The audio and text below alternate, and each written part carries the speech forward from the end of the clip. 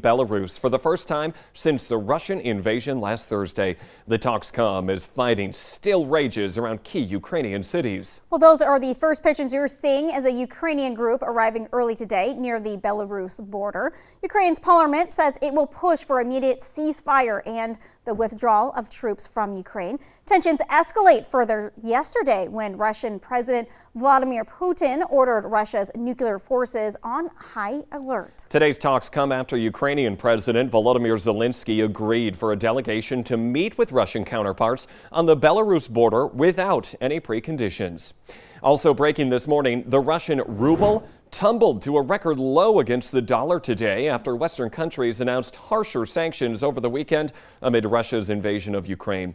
The ruble fell to 19.50 cents per dollar in Asian trading. That is a record low for that currency. What later recovered to around 110 per dollar. Economic sanctions enacted against Moscow are prompting long lines at Russian banks. People have been withdrawing their savings out of fear that the sanctions will lead to a shortage of cash.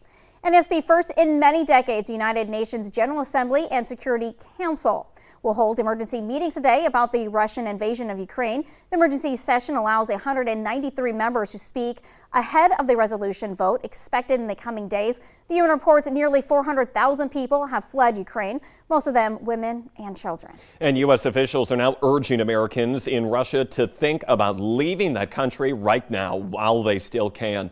The European Union and Canada closed their airspace to Russian airlines yesterday, and aviation experts say the U.S. is under pressure to do the same.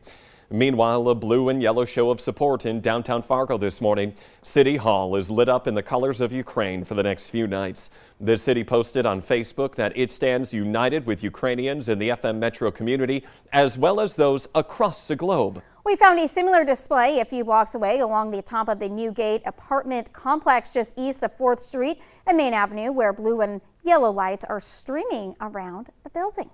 And in Grand Forks, the Alaris Center is lit up blue and yellow to show support for Ukraine. Alaris officials say that they're removing all Russian vodka from their bars and catering menus for the foreseeable future. It is now 6:53 on this Monday morning. Let's get a check of your forecast. The final forecast for February. I love that I just said that, Summer. So much alliteration going on, Jordan. You did great. And for this last day of February, we're waking up to a beautiful sky in Fargo. This is a live look at our Luther Family Ford Skycam network as that sun starts to come up, and temperatures, we're waking up to these temperatures that are above seasonal average. Last time we heard that has been a very, very long time. 12 degrees right now in Fargo, 12 in Fergus Falls as well, 8 degrees in Devil's Lake, 18 in Thief River Falls, and 19 in Bemidji. We're seeing the warmest temperatures where we're seeing more cloud cover. And we're also noticing some lingering light snow up in northern Minnesota from around Hallock through Thief River Falls, pushing into the Red Lakes area. Good news is the snow is very light, but be mindful as you're heading out on your commute this morning. Visibility across the Northern Valley is fairly good, but down in the Southern Valley, we're seeing some reductions in visibility. 4 miles in Alexandria, 7 miles in Fergus Falls, 9 miles in Oaks with a little bit of fog that is expected to burn off here as the sun continues to rise. So I do have the yellow light on for your traffic today, just for the next hour or two, with that light snow and fog continuing. Your bus stop forecast for today, heading off to school, temperatures again very mild, mostly cloudy skies, 16 degrees, and heading home from school, 32 degrees here in Fargo. Doesn't get much better than that on a Monday. Your hourly planner today in Fargo, it's going to be so mild that the bar forecast goes up behind the banner, but it does say 32 degrees with a mix of sunshine and clouds. Our breeze will turn northwesterly through the afternoon. In Grand Forks, warming up into the 20s today. And a quick check of your 7-day forecast. Tomorrow is the first day of meteorological spring. Also, meteorologist Lisa Green's birthday, so be sure to wish her a happy birthday on Facebook tomorrow. Temperatures all week looking very mild, but we also have near daily chances for snow. Friday and Saturday, first alert weather days. Because the wind is going to be picking up, we have a chance of mixed showers on Friday before turning to some potentially heavy snow Saturday.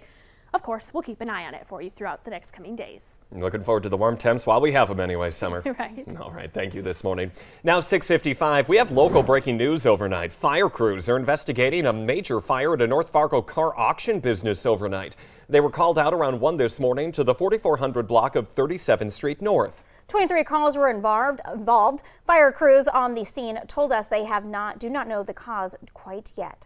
New information this morning on a deadly crash in Ottertail County. The Minnesota State Patrol is now identifying the woman who died as 19-year-old Grace Olson of Barnesville. Troopers say she was driving a car on Highway 210 east of Fergus Falls just after midnight. They say she collided with a truck carrying 9 people. David Moen of Henning was driving that pickup. He and 3 passengers were hurt. No word from the State Patrol yet about what caused that crash.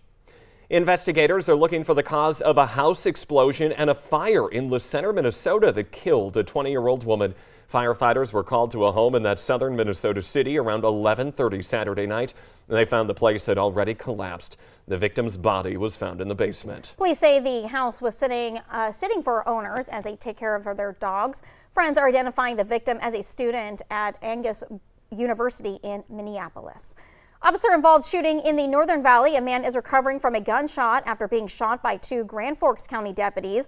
The sheriff's office was responding to a report of an erratic driver who crashed into a ditch along Highway 81 yesterday morning. While the deputies were en route, someone living near the crash scene reported a man trying to break into their home. When they arrived, the homeowner told them the guy was by her car and had a gun. Police say the man ignored several commands to drop the weapon, and he was shot as he walked toward those deputies with his gun. The suspect is now at Altru in Grand Forks with non-life-threatening injuries. He is a 37-year-old man from Grand Forks. Both deputies are on standard administrative leave during that shooting investigation. New this morning, one person is being treated for injuries after a rollover in the Northern Valley. Grand Forks police say a driver lost control of their car late last night on the city's north side, hit a curb, and then flipped. The driver was thrown from the car, but the passenger wasn't hurt. Police used the UA's team to help with the crash. This record-breaking winter has kept public works departments chasing their tails. Along with you at home, it feels like the shoveling just never ends out there. Right, and the snow dumps just keep on piling up. The Valley Today's JC Dodd joins us live from where the crews are hard at work. Good morning, JC. Yes, I have hiked the tallest snow pile here in Fargo, Mount Fargo on 12th Avenue, and it is massive out here. Take a look at this peak. Now that the sun is up, you can see just how tall it is behind me. And take a look at 12th Avenue here in North Fargo. Look at that. That's how tall we are. Whoever says North Dakota, eastern North Dakota specifically, is a flat state hasn't seen Mount Fargo this winter. Public Works departments have been working all winter long, chasing their tails, like you said, Jordan, working to get all of that snow that we've gotten cleared out. And while it hasn't been a particularly snowy winter, it's been a windy one with a record-breaking number of blizzards, constantly blowing all of that snow around. So where does it go?